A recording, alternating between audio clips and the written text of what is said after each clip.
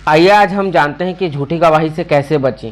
झूठी गवाही कोर्ट में देने पर या फिर अपनी गवाही से मुकर जाने पर क्या परिणाम हो सकता है, या क्या कोर्ट उसे सजा दे सकती है, या शिकायतकर्ता भी अपने गवाह के झूठ बोलने पर उसके खिलाफ कानूनी कार्यवाही कर सकता है।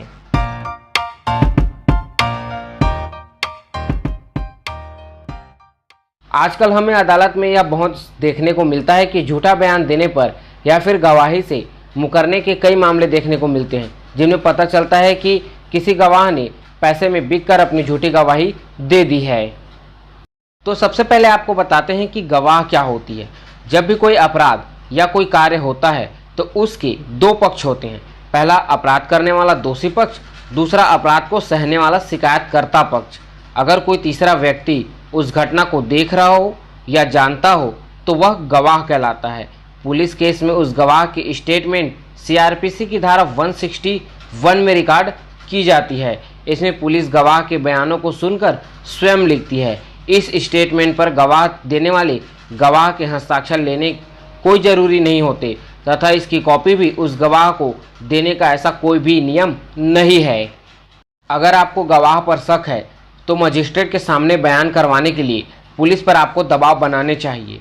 किसी गवाही के बारे में अगर पुलिस को शक होता है तो वह बाद में अपने बयान से मुकर जाता है तो उस गवाह का धारा 164 में मजिस्ट्रेट के सामने बयान दर्ज कराया जाता है। ऐसा ज़्यादातर महिला अपराध में होता है।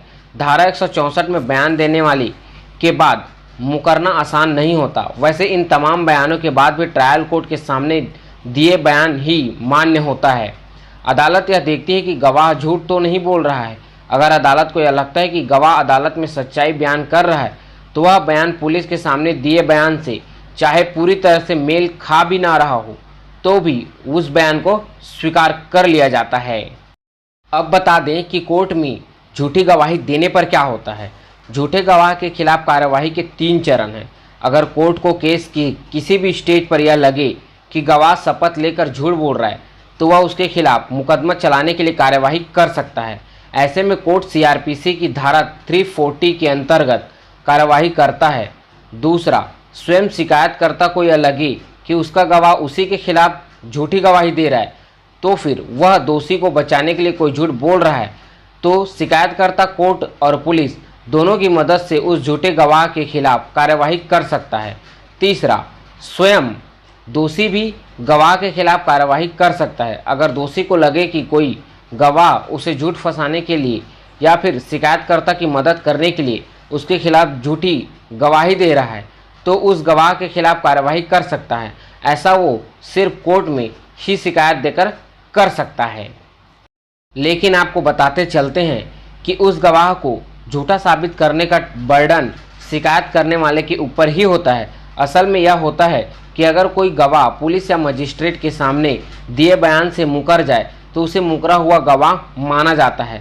अगर कोई सरकारी गवाह मुकर जाए तो सरकारी वकील उसके साथ जिरह करता है और सच्चाई निकालने की कोशिश करता है। लेकिन इस प्रक्रिया में अदालत यह देखती है कि कौन से ऐसे गवाह हैं जिन्होंने जानबूझकर अदालत से सच्चाई छुपाई है या फिर झूठ बोला है। ऐसे गवाहों के खिलाफ सीआरपीसी की धारा 340 के तहत अदालत शिकायत करती है। ऐसे गवाह के खिलाफ अदालत में झूठा बयान देने के मामले में आईपीसी की धारा 193 के तहत मुकदमा चलाया जाता है। आपको बताते हैं कि धारा 193 क्या है। इस धारा के अंतर्गत उस व्यक्ति के ऊपर मुकदमा चलाया जाता है जो कि अपनी गवाही से मुकरा है या दोषी को बचा रहा है, लेकिन इससे किसी को कोई सजा नहीं हुई है। इस मामले में दोषी पाए जाने पर अधिकतम 7 साल कैद की सजा का प्रावधान है। अब आपको सीआरपीसी की धारा 340 क्या है ये भी बताते हैं।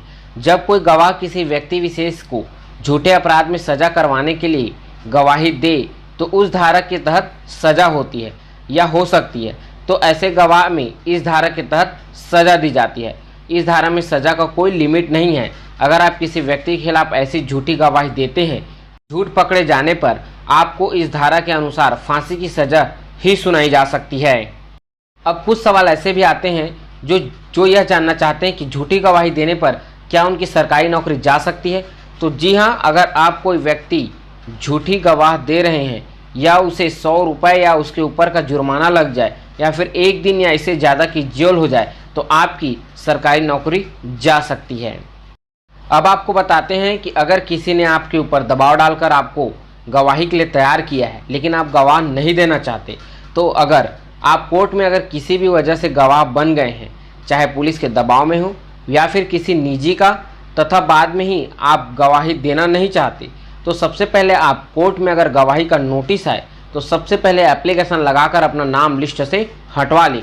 अगर इससे भी बात ना बने, अगर आपको गवाह देना ही पड़ जाए, तो फिर किसी भी बात का आप सीधा सीधा जवाब न दें। आप यह कहकर बच सकते हैं कि आपको याद नहीं है, कह नहीं सकते, भूल गए। इस बातों का बहाना बनाकर आप गवाही देंगे तो कल के बाद अगर आप झूठ निकलती है, अगर आपकी बातें अगर झूठी निकलती है, तब आपके खिलाफ कोई भी प्रकार का, किसी प्रकार का कोई कार्यवाही नहीं होगा। क्योंकि अगर आपकी याददाश्त कमज़ोर है तो आपको किसी झूठे मामले पर आपको फंसाया नहीं जा सकता या झूठ बोलने के लिए आपके ऊपर केस नहीं लगाया जा सकता।